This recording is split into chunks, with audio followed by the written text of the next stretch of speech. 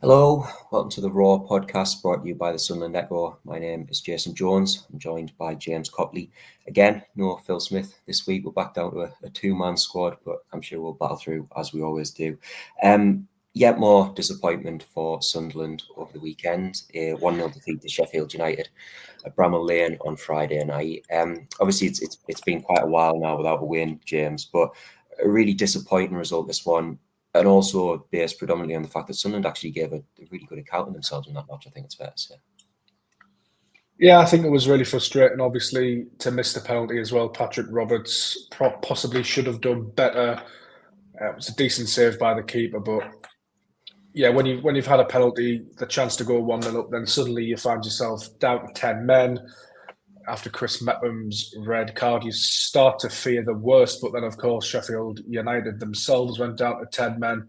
And I thought Sunderland were, for the large part, the better side. Obviously, Sheffield United did have some moments, but a real lack of finishing, I think, let Sunderland down. And it's a little bit of a concerning trend as they haven't scored that many goals, really, over the 5 draws and this loss. I was encouraged by the performance, though, to be honest. I thought they dealt well with the adversity. It's so heartbreaking to lose it at the end of the game. But we went away from home against the top team in the league, gave a good account of ourselves. Yes, it's frustrating not to get the result, but there was circumstances around it as well. I just think that I think for me, I don't know if you agree, Jace, but this little dip in form that Sunderland have had with the 5 draws and the Sheffield United loss, I think there's mitigation around bits and pieces of it. Obviously, Sunderland should have turned a couple of those draws into wins. The second half against Coventry, unacceptable. Then conceding so late against Millwall, really, really frustrating. And I just think that it's a reasonably big game coming up against Stoke City on Saturday at the Stadium of Light. And I just think we're at that sort of crossroads a little bit where this team sort of need to decide what do they want to be, what are they going to achieve this season, are they going to bounce back, are they going to start to win games again? Because I think they do sort of need to win against Stoke. I think they need to get that feel-good feeling back, that buzz back. Because let's not forget that last season, Sunderland started reasonably well under Tony Mowbray, and then obviously he was sacked after, I think, winning, 2 in 10 or something like that. And then it all rapidly went downhill, didn't it? So are they going to be this young team that have fairly decent starts? Obviously, this season's start was better than last year's. It was a blistering start, really. But are they going to be this team that sort of falls off and falls away when the games come thick and fast and there's suspensions and injuries? You could say that maybe the squad isn't completely fully fleshed out yet, and that's something that needs to be worked on as well. But I think it's an important couple of weeks coming up. And we always say on this podcast, we've repeated that you do tend to find out a lot over Christmas. So I'm interested in that regard to see how they respond, to see how they get at it. But I genuinely thought there was positives to take from that Sheffield United performance. Obviously, Paddy Robertson's copped a lot of stick for his penalty miss. Perhaps he shouldn't be on them going forward. Maybe your striker needs to be on it. Or another player maybe needs to take responsibility. But yeah, it is disappointing. But I think you need to put it in perspective. And Sunderland have had a really, really decent start of the season, and there has been a lot of mitigation in terms of injuries and suspensions, and a little bit of bad luck here or there. I don't feel like it's really panic stations yet. Contrary to what I've said about Sunderland maybe needing to prove themselves and turn it around, I haven't been really concerned about the performances and the drop-off. There's been elements in games that have annoyed and frustrated, but I don't think it's an irretrievable situation. And I still think at the very least, Sunderland are a top 6 team, and I don't see anything to have changed that in the past 6 games, to be honest with you. So it's an interesting spot that Sunderland find themselves in, and I think that they do need to go out and prove themselves again. But perspective's important as well, and a lot of sides will go through dips. I mean, Middlesbrough started the season really poorly. Burnley, for instance, had a couple of shaky results, lost to Sunderland. Didn't the Leeds lost against Blackburn Rovers? They've lost games as well, and I'm not saying that sort of justify anything Sunderland do, but in the Championship, you do go through rough patches. The flip side to that is you could argue that Sunderland have really missed good opportunities to take the league by the scruff of the neck, really, especially with some of those draws. So it's an interesting spot. I think, first real bit of adversity for Reece Labrie. And yeah, I think coming into the Stoke City game, really, really do with a win to lift things, to be honest. Yeah, I would sort of echo a lot of what you said there. I think that if we were sat here after these 6 games and we were saying that the performances had sort of soundly fallen off a cliff, then you'd be very concerned. I think that you're absolutely right. There have been extended periods in most games during this run where Sunderland have looked all right. Obviously, first half against Coventry was arguably as good as they've played for a long, long time. I thought they were the better team. On Friday against Millwall with a sort of vastly altered team through necessity, really. I thought they, again, were the better team for large parts of that. The flip side of that is that you'd look at it and you go, against a Preston team who were really struggling this season, you could make an argument that Sunderland were actually the second best side out there at Deepdale. Obviously, after the Bellingham sending off against QPR, they sort of struggled as well. But again, those are performances that I think have to be seen through sort of the prism of circumstance, if you like. You're talking about going down to 10 men away from home in the Championship against QPR. That's always going to be difficult. Deepdale is always a difficult place to go midweek under the lights. Preston, not exactly performing this season, but they're no mugs either. They are a side who are established in this division. So, yeah, I think if we were sat here and we were saying that Sunderland don't look anything like the team that we saw over the first, however many weeks this season, then we'd be saying, okay, this is a point of huge concern. But it does just feel at the moment that those fine margins and those really important details that ultimately decide games in the Championship just aren't quite going their way at the moment. Obviously, 2 of them that you've sort of mentioned already, and I'd like to go into a little bit more detail on, is the penalty miss from Patrick Roberts and the red card for Chris Mepham. We'll start with the penalty miss. I mean, obviously a huge disappointment when you have the opportunity to take the lead at Bramall Lane and you don't take it.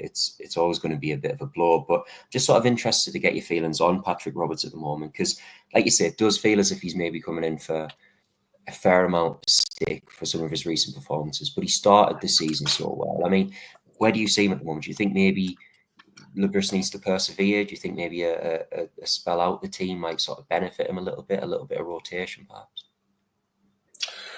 I think, coming into the season, Sunderland obviously had an idea that Jan Poveda would push Patrick Roberts maybe up his game a little bit. He could sort of rotate in and out. Because previously, if he hasn't been injured, he's played a lot of games. Patrick Roberts, obviously, Abdul-Jabbar had a spell in the side last season. I think the penalty miss seems to have opened this whole Roberts debate again, hasn't it? And I do get where people are coming from in terms of his output, in terms of his statistics, the eye-catching statistics, goals and assists, which is what people pay for. It's what people pay to see, and it's what football clubs pay for in the teams. He's got 1 goal this season, which was, I think, the penalty against Plymouth Argyle. He's got 3 assists, and last season he didn't score at all, and he only managed 2 assists. Now, assists can be slightly misleading because you can put in a lot of good balls into the box and they might not be finished off. Your strikers might not be on form. I always go back to Mundell earlier on in the season at the Stadium Light. I think was it against Oxford, where he sort of put 2 balls in and they were both absolutely worldy finishes. And there's no guarantee that you're going to get the assist. And the strikers and the goal scorers have made Mundell look pretty good in that regard for decent balls in, but fairly simple chances. So I do understand and I do get that the eye-catching statistics aren't there. So then you go to the eye test, and I think Patrick Roberts has done it for Sunderland this season. I think he does cause problems down that right-hand side. I actually really like when Rigg drifts over and then you've got Trey Hume overlap, and I think that can be a really, really good strength of Sunderland's, to be honest. Should he be on penalties going forward? I suspect probably not. Obviously, Jack Clark was the penalty taker, wasn't he? And then he left. So I think Roberts probably just gotten out of seniority for this season, I would imagine. I mean, this was when Wilson Isidore was a bit of an unknown quantity, so he hadn't got his 5 goals. He hadn't sort of cemented himself as Sunderland's senior striker yet. So, I had it put to me that it was ridiculous that Patrick Roberts was on penalties, and it's not really. He scored his last one. He's a senior player. He's played in the Champions League. He can obviously strike a ball. He's played for Manchester City, Celtic, Fulham. He's been around the block, so I could understand him taking the penalty. He's missed it, so it's probably time, perhaps, to hand it on to a striker, or perhaps Job, somebody who wants the responsibility. I would like to see Patrick Roberts sort of up those numbers in terms of goals and assists, because he has got real quality. But I'm a massive fan of Patrick Roberts. I think he has suffered. Maybe he's not from having a little bit of a lack of competition. But yeah, I think we seem to have these debates around Patrick Roberts like yearly, and for me, although Abdullah Bar did some decent stuff sort of last season in terms of his output, I always preferred Patrick Roberts. I don't think Abdullah Bar's a better player than Patrick Roberts. Quite clearly, Nebris agrees. So yeah, I think, the tough one at the moment is, as I alluded to, is who comes in to replace him. Obviously, you've got Mayenda on the right wing, who's looked decent. Could Lebris perhaps bring him on a little bit earlier in games? Could he maybe start Mayenda and then look to bring Roberts on for the last 30 or 40, something like that? I don't know how he would do that, or where his mindset is with that. But Sunderland have that option. Obviously, Tommy Watson can play on the right wing as well, although he's looked better on the left. So yeah, I guess going into Stoke, it is a team selection sort of interest, isn't it? An issue of interest, because would he start Roberts or Mayenda? And it's probably 50-50, but I suspect he'll probably go with Roberts again. I think he'll stick with him. Yeah, I'm again tempted to agree. I think that it's a point that Phil always makes, isn't it? That the amount of moves that Roberts is involved in, where he doesn't necessarily get the assist and he doesn't necessarily score the goal himself, but he sort of plays an integral role in the build up to it. I think that really can't be understated. And like you say as well, it's a tricky one at the moment, because it's not as if Sunderland have that obvious natural replacement for him. I do think that in the sort of fleeting moments that we've seen him out there this season, Elisa Mayenda's actually looked like a pretty effective and quite natural right winger. But again, whether or not Lebris sees fit to sort of put his faith in him from whether it would be from the first whistle or whether it would just be earlier in a contest, I'm again not so sure. And it's also interesting as well. You're talking about that link up between Hume, Rigg, Roberts, and we see something very similar on the other side, don't we? That's Sirkin, Job, and then when he's fit, Mundell. But obviously, he's been watching of late. That those triangles seem to be really important to the way that Lebris likes to set up. And I do think that again, it's one thing that Roberts really has going for him, is that while he himself may not always be, the man who puts the ball in the back of the net, or even the one who puts the ball into the box for it to be put into the back of the net, he really does have a knack of sort of elevating the players around him. Obviously the season that Amad Diallo was at the Stadium, I think the link up that those two had is probably the best example of that. The leaps and bounds that Amad's development took playing alongside a player like Patrick Roberts. And obviously Amad's a huge talent. He's always going to be that player anyway, but it really does help having someone with Patrick Roberts' level of sort of technicalities, vision in the side for that as well. So, we're talking about a young player like Chris Rigg.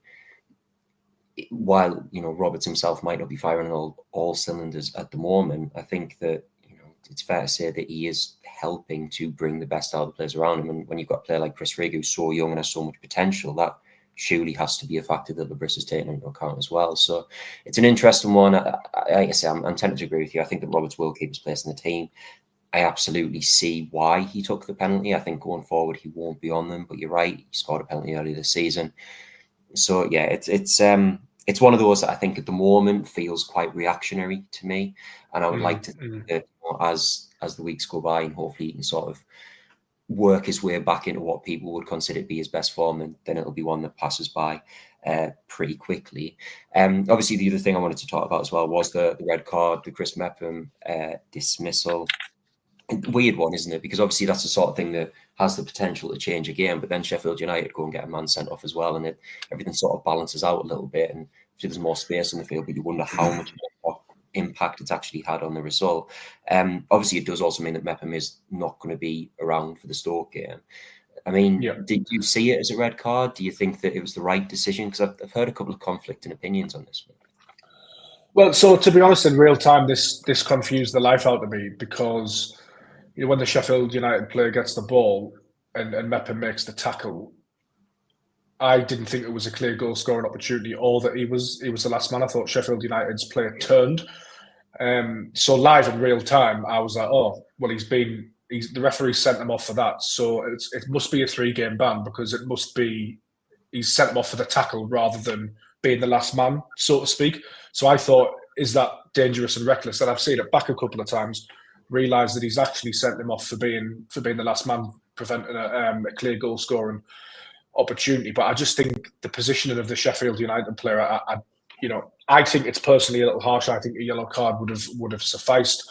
I can see why he's given it, and I think referees come in for a lot of stick, but they only see it once in the Championship. He's seen it very quickly. He might have been the other side of it. I can't quite remember. So, not one I'll complain about too much, to be honest with you. But I think it was a yellow. I do know that Sunderland aren't going to appeal it because the threshold extends, doesn't it, for players on 5 yellow cards or approaching that. So that goes on the 19th game, which is the Stoke game. That'll go up to 10. Now, Mepham was on 4 yellow cards anyway, so in danger of that 1-game suspension. So I think they're just going to take the hit against Stoke.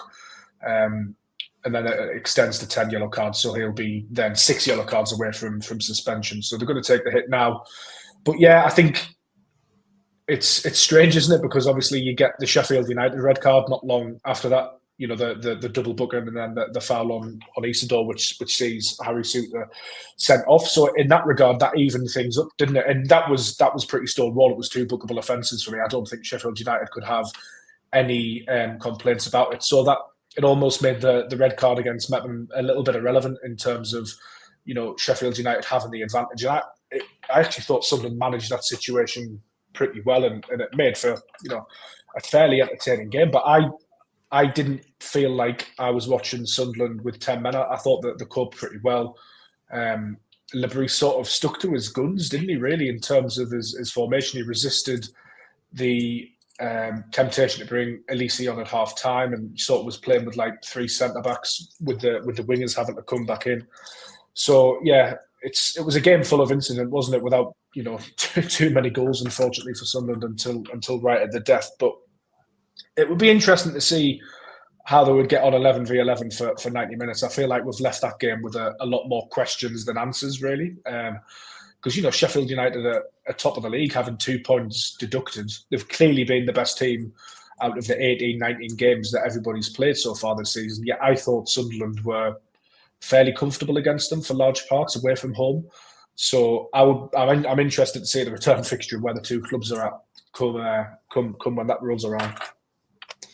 And obviously, we spoke about Sunderland's wealth of options at the heart of defence multiple times already this season. You don't want to be losing a player like Chris Mepham, but if there is one area of the pitch where you feel Sunderland can probably absorb that blow for a game, it is the heart of defence. I mean, obviously, Dennis Serkin absent again on Friday, but Elise is an option at left back. Would you assume that it would be Luke O'Nien and Dan Ballard probably starting against Stoke? Yeah, I think so. I mean, obviously Phil will speak to Lebris on Thursday, but Dennis Serkin could be back for the game against Stoke City. We'll have to sort of wait and see. So, Dan Ballard's been pretty impressive since his return, in my opinion. Luke O'Nien, obviously, he started at left back, didn't he, against Sheffield United, having started on the opposite flank. The previous game, he gave away the ball, actually, which led to Mepham sending off. He owned up to that mistake. Afterwards, these things happen. He's so influential. I don't think he's going to be dropped, to be honest. So I think it will be him and Ballard back into the middle. Elise just coming back.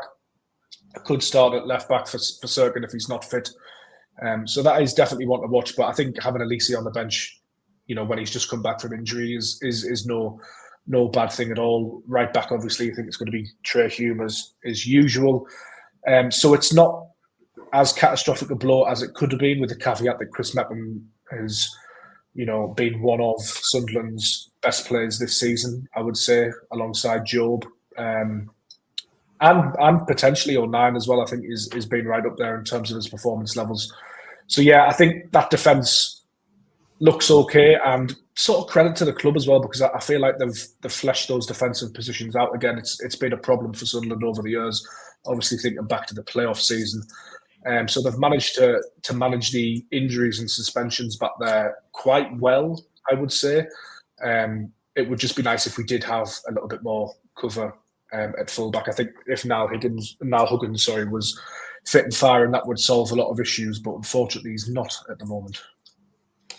Obviously, you've mentioned how important this Stoke game now is, the sort of the hue that's taken on in the context of recent results. But I mean, you look at where they're at in the table, 14th at the moment. It's no wins and 4 for them, three draws and a defeat. I mean, at the Stadium of Light with the crowd behind them, do you see this as, obviously there's no easy games in the Championship, but as winnable a game as someone could potentially be hoping for right now? Yeah, it does feel like a nice fixture, and I don't mean that with any disrespect to Stoke City. Obviously, that they haven't won for the last 3, as you mentioned. They are mid-table. They haven't really looked like doing anything in the Championship for 2, 3, 4 seasons now.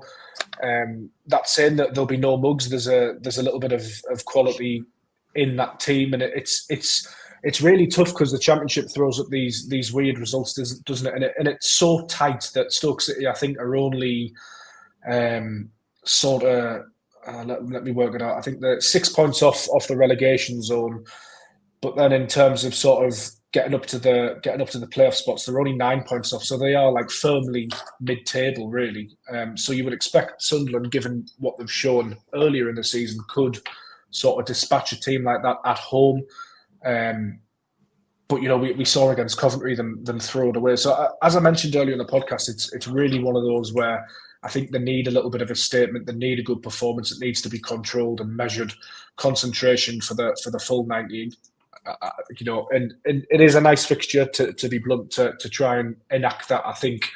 But you've always got to be wary in the Championship because anybody can turn anybody over and it can all change very, very quickly. And as I mentioned earlier, you don't want to see this slump continue. Really, you want that feel good factor back around the place, and I think it's important for the confidence of the players as well to go out and perform well and get a result because. As I said, you don't want to become this team that maybe starts well and then drops off. There's been plenty of teams over the years who've been up there at the beginning of the season, heading into the 15th, 16th, 17th games, and then suddenly they've dropped off and finished mid-table. So I don't think that'll happen to Sunderland. I'm very optimistic, but there's always a danger of that, and they really do need to prove against Stoke that they can sort of step it up again. And you sort of mentioned that it's a nice fixture a couple of times there. It's a nice fixture that we're going to be seeing an awful lot of over the coming weeks as well. Obviously, 2 in quick succession in the league, and then that FA Cup third round draw last night as well. We're recording this on, it is a Tuesday, isn't it, James? I'm lost off already, but it's it's going to be Stoke City at the Stadium of Light in the FA Cup third round. Obviously, huge difference from last year when it was Newcastle United at Stadium of Light in the third round. I'm interested to get your thoughts on this one because it's not the sort of draw that on the surface appears to excite, but on the basis of the fact that it could be a winnable game for Sunderland, is there some sort of excitement to be taken from that they might potentially be able to put together a couple of wins in the cup? I'm just interested to get your thoughts on this one.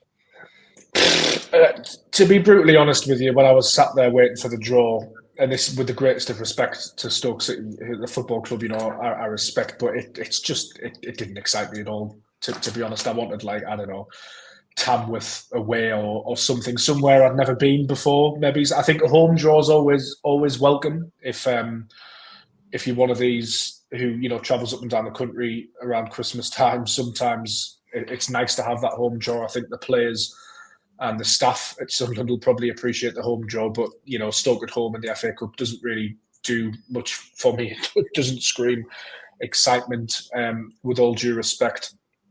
And I think it will be really interesting to see where Sunderland are at when that FA Cup tie comes around, because obviously last year they were under the stewardship of Michael Beale. They were in a rut, and the feeling around the club was absolutely terrible due to a myriad of off-field factors as well.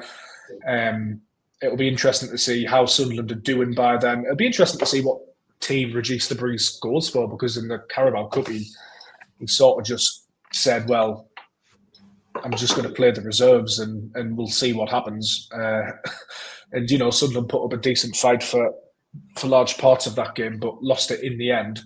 So will he take the cup seriously? I don't know. Where will Sunderland be in the league come January the 11th? You know, God knows, we'll have played a lot of football by then. We'll have played Stoke home and away. We'll have played Stoke at home by then.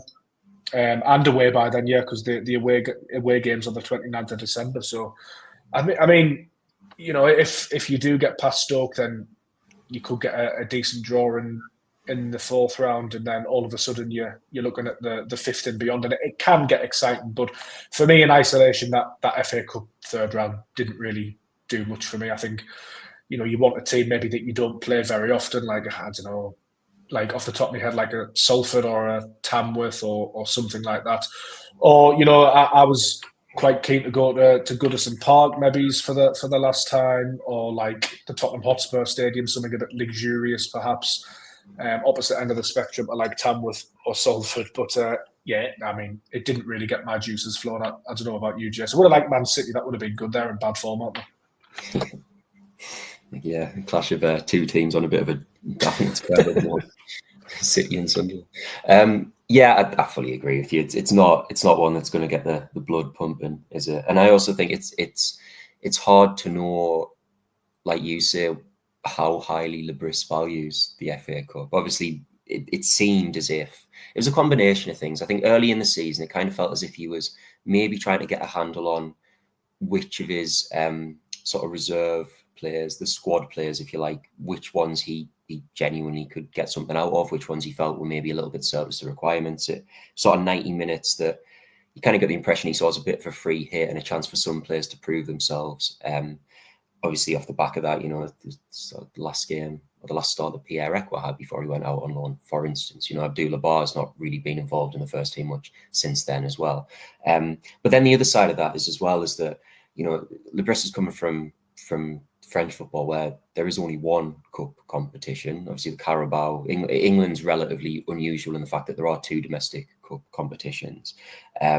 The Carabao is always sort of seen as the lesser of those. And there is that part of you that wonders, well, was it just a case of him not really putting much sort of credence into a third domestic competition? Might it be the case that, you know, when we're talking about the FA Cup and when we're talking about the more senior of those two tournaments, that he sort of looks at it with a little bit more esteem and a little bit more sort of gusto, if you like.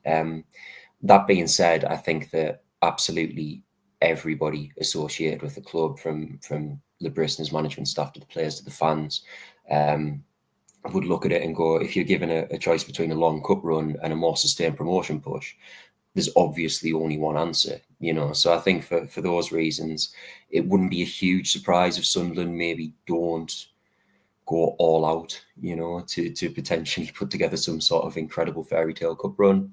But at the same time, when you present it with a team like Stoke, who on paper, it feels like we're absolutely battering Stoke here, we're not. But on paper, they are a team Sunderland would potentially, you know, probably fancy their chances against.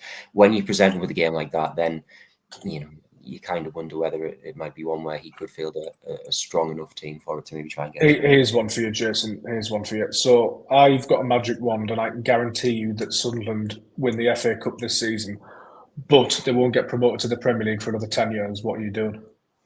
Oh, that's a hard one, isn't it? It's a hard one. I don't know. I'd be interested to know what the majority of fans think about that. I might run a touch poll. I'm going FA Cup all day long for me, to be honest. Well, I'm sort of leaning towards that because my thinking is that how many teams do we see go up and come straight back down? You know, and how since 73, how many times have Sunderland genuinely been within touching distance of a major trophy? We're talking a handful, like a very small handful. 92, 2014, 85. They had that semi-final against Millwall, didn't they? Other than that, slim pickings, really.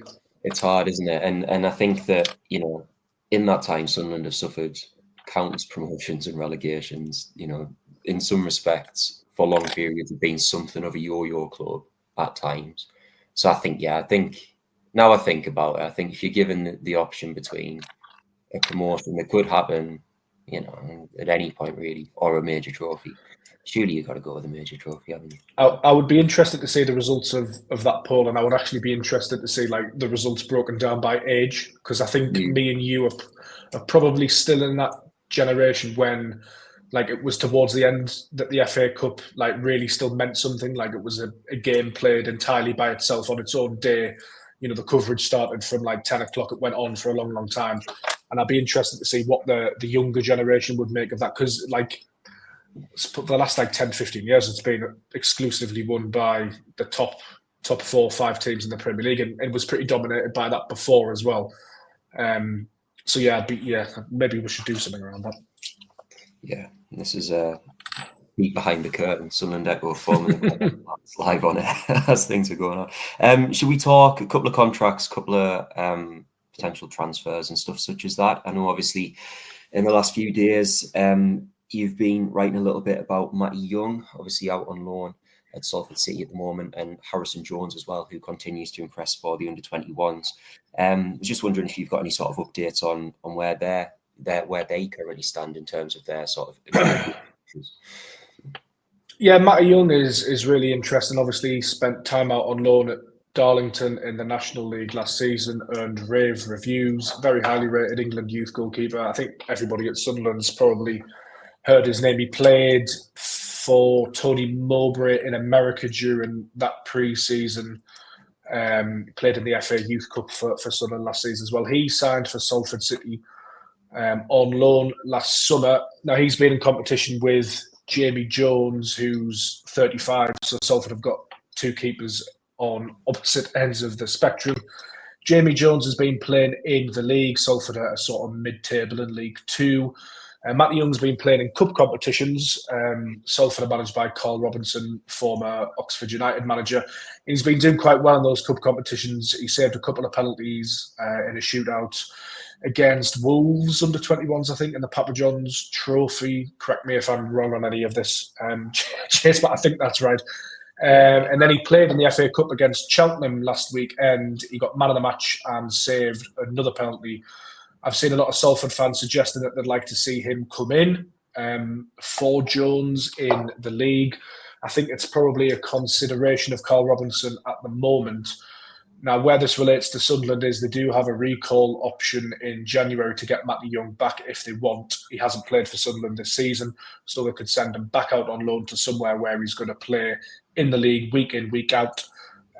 So although nothing's been decided yet, nothing's been resolved, there is that sort of uncertainty around Matty Young at Salford at the moment. And actually, Salford play Harrogate Town tonight in League Two, and I think that'll give us a fairly decent indication of where Matty Young's future lies beyond January, because I would suggest if he starts that game, then he's possibly first choice for the rest of the season, barring sort of terrible form or injury or suspension, anything like that. Salford drew Man City in the 3rd round as well, so I'd imagine Matty Young quite fancies that if he's going to be the cup keeper. So definitely want to watch.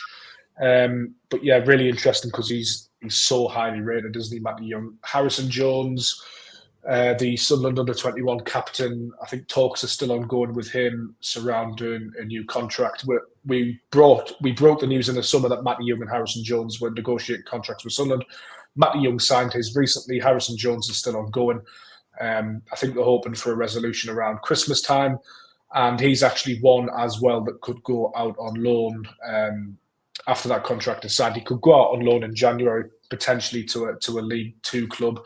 Failing that, he could actually go to the National League after the transfer window has closed as well, like Caden Kelly and Ben Crompton. So yeah, a couple of little sort of side things to watch away from the first team at the moment. Yeah, and it's interesting you mentioned those loans because Sunderland are, few players out at the moment. A few players are having had a decent amount of success over the weekend as well. Obviously, you mentioned Caden Kelly there, scored his first goal.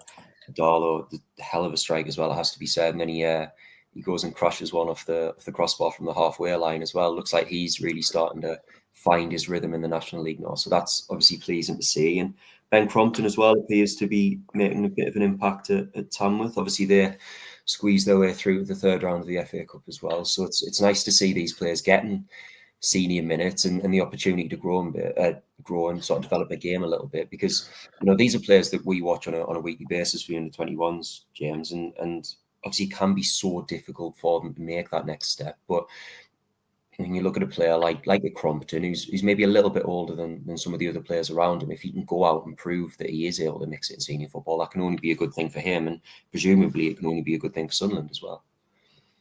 I think it's always really good for these players to go out and experience that sort of senior environment, really, because playing football at that level, it's very different to playing the under-21s. You meet different characters, and it's helped a lot of players just at Sunderland over the years. Jordan Pickford went out quite a lot, didn't he? So I got a message from sort of a contact who supports Dalton, Craig Stoddart. He's a journalist as well, and he got in touch to say that he showed me the video of Caden Kelly's goal. He pointed out that Kelly also won the fans' man of the match. It was easily the best game of his loan so far. I think he actually hit the bar from the halfway line as well. And Craig added that he's got a great first touch. He's quick and looks to run at defenders with the ball. In his previous games, he's only threatened briefly, just the odd moment. But yesterday, he was excellent. He obviously said that on Sunday, so he's referring to Saturday. So, yeah, I think it is good for Kelly, because when I'd seen him for the under-21s recently, I just thought he was maybe stagnating a little bit. I think it's very easy to stagnate at under-21 level, because you're like in a halfway house, aren't you?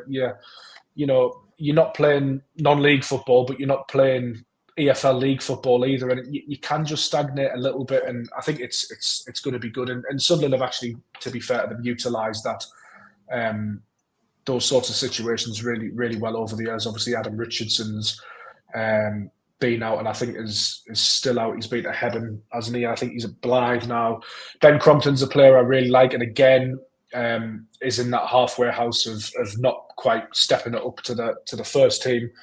Needs to go and experience something different. So I think it's really good for these players, and good that Sunderland can facilitate those moves as well. And I think we're lucky. I know Crompton's at Tamworth, which is nowhere near really the area that I'm talking about, but like in the northeast with clubs like Darlow, Blythe, Hebden, there's such a strong grassroots and non-league scene up here that it makes sense to utilise that. Yeah, and while we're on the topic of loanees as well, a little shout out to Louis Hamia, got his first goal for Juventus Next Gen in Serie C over the weekend. He scored it was actually a really tidy left-footed finish, to be fair to him, at the end of a really decent move from Juventus in a 2-1 win against a team called Taranto, who prior to this weekend I had never heard of. So yeah, that's now 1 goal in 14 for him. So the redemption arc could be on, James, do you reckon? Yeah, it could be. It could happen, but we'll see. I'm not. I don't really know what to make of him here. I haven't really paid much mind to him here, so it feels weird to start having to think about him again. To be honest, I wasn't expecting to till at least the summer. So we'll see how he gets on and reassess. I think when the summer transfer window rolls around. And to be fair, one man who is consistently impressing as well, who I want to get your opinion on, is Nectar Triandis. Obviously, he's playing in a Hibernian team who are struggling a little bit. They're second off bottom in the Scottish Premiership at the moment. But he won man of the match again at the weekend. I think it was a 3-0 win over Motherwell. Again, I might have got that wrong, so forgive me if I have. But another really impressive performance from him, and he continues to play in this sort of deep lying midfield role. Obviously, we've spoken a lot about Sunderland potentially needing a body or two. I'm not suggesting that he'd come back in January or anything like that, but do you see a version of events where potentially he might still have a future at Sunderland in a slightly different position to the one that he was initially signed for? Yeah, I think so. I think what's really good is that he's playing games, isn't he? I think he's appeared 11 times in the league already this season. He got 12 games last season as well, so that's already going to help him. He's only 21 still, so there's, I think there's a long way to go before we sort of discard Triantis as an option for Sunderland. Obviously, he'll have to come back in the summer and see how it goes from there. But the position thing's really interesting because he was most definitely signed as a centre-back. There was no sort of talk about him being able to play midfield, or was it referenced by Speakman that he was versatile? Mowbray never mentioned it. Beale never mentioned it. He never played there, really, did he? It just wasn't an option. And he's gone to Hibs and started to play there. And he's put in some eye-catching performances, hasn't he? So, yeah, interested to see what the future holds for him. I do rate him. I think he needed to go and do this again, because I watched him for the under-21s. They played Newcastle away, and I think it might have been the opening game of the Premier League 2 or the second game of the Premier League 2, because I think we had Newcastle and Middlesbrough, or Middlesbrough and Newcastle. I can't remember which order it was in, and I wouldn't say he looked out of sorts, but he looked like he was just going through the motions, like, oh, I'm sort of back playing under-21s football again. So I think he does need to play and get that experience, because, again, as we mentioned, I think I really enjoy watching under-21s football. And in terms of a Trey Ogunsui, who's like 18, playing above his age group, or Tommy Watson, who was playing way above his age group, it's really exciting to watch those sorts of players come through, because they're ready and they're at it. But when you're sort of getting towards your 20, your 21, you want to be pushing on, you want to be playing games, you want to be trying to make a career out of it, don't you? So I think Triatis certainly falls into that category, and it's good that he's playing games. It's only going to benefit him. Absolutely. Lovely stuff. Well, I think that's probably all we've got time for in this week's show.